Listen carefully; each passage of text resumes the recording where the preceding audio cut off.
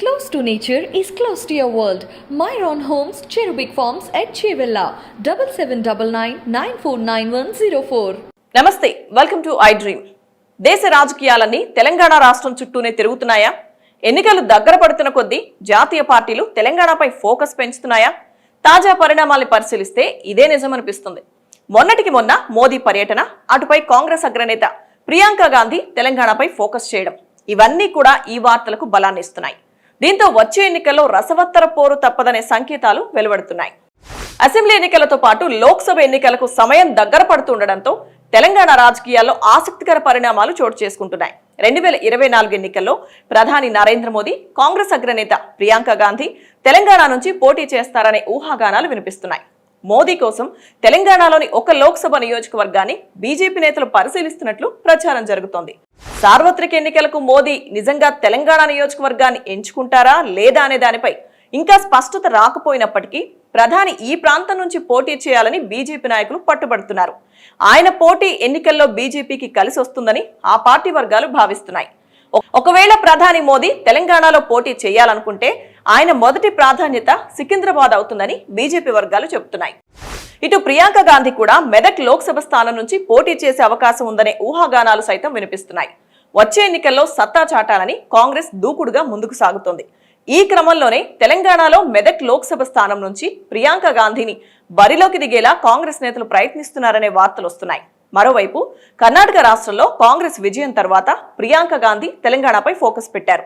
ఈ క్రమంలో ఎన్నికలు పూర్తయ్యే వరకు హైదరాబాద్ లో తాను నివాసం ఉండేందుకు ఇల్లు కూడా చూడాల్సిందిగా కాంగ్రెస్ నేతలు కూడా చెప్పారు. దీంతో ప్రియాంక ఇక్కడి నుంచి పోటీ చేసే విషయాన్ని కొట్టిపారేయలేమని విశ్లేషకులు చెబుతున్నారు. లోక్సభ ఎన్నికల్లో దక్షిణాది రాష్ట్రాల నుంచి 170 స్థానాలను గెలుచుకోవాలని బీజేపీ లక్ష్యంగా పెట్టుకుంది.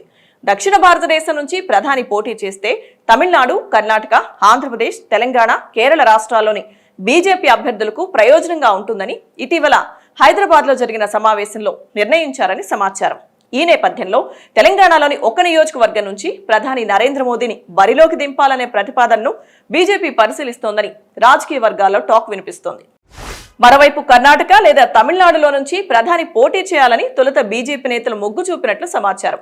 ఈ రాష్ట్రాల్లో ఆయన అభ్యర్థిత్వాన్ని నిలబెట్టేందుకు ప్రయత్నాలు జరిగాయి.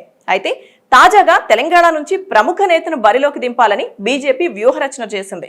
ప్రస్తుతం కేంద్ర మంత్రి, భారతీయ జనతా పార్టీ రాష్ట్ర అధ్యక్షుడు కిషన్ రెడ్డి సికింద్రాబాద్ నుంచి ప్రాతినిధ్యం వహిస్తుండగా ఈ నియోజకవర్గంలో బీజేపీకి గట్టి పట్టుంది. అందుకని ప్రధానికి ఫస్ట్ చాయిస్ సికింద్రాబాదే అవుతుందని సమాచారం. ఇక ప్రత్యామ్నాయంగా ప్రధాని తమిళనాడును ఎంచుకుంటే రామనాథపురం నియోజకవర్గం ఆయన మొదటి ఎంపిక అవుతుందని తెలుస్తోంది. కర్ణాటకలో బెంగళూరు లోక్సభ నియోజకవర్గం నుంచి ఆయన పోటీ చేసే అవకాశం ఉందని కూడా టాక్ వినిపిస్తోంది. మొత్తానికి తెలంగాణలోని ఎన్నికలు సమీపిస్తున్న నేపథ్యంలో రాష్ట్ర రాజకీయ ముఖ చిత్రం ఆసక్తికర మలుపులు తిరగనుందని తెలుస్తోంది. తెలంగాణ అసెంబ్లీ ఎన్నికలపై అన్ని రాజకీయ పార్టీల ఆసక్తి పెరగడం వల్ల రాష్ట్రాన్ని దేశంలోనే కీలకమైన రాజకీయ అక్షంగా నిలబెట్టవచ్చు. ఇప్పటికే బీఆర్ఎస్, కాంగ్రెస్, బీజేపీ రాష్ట్రంలో అధికారం దక్కించుకోవడానికి తమ ముందున్న అన్ని వనరులను ఉపయోగించుకుంటున్నాయి. ఇక మున్ముందు రాష్ట్ర రాజకీయాలు మరింత రసవత్రంగా మారనున్నాయని ప్రస్తుతం జరుగుతున్న పరిణామాలు తెలియజేస్తున్నాయి.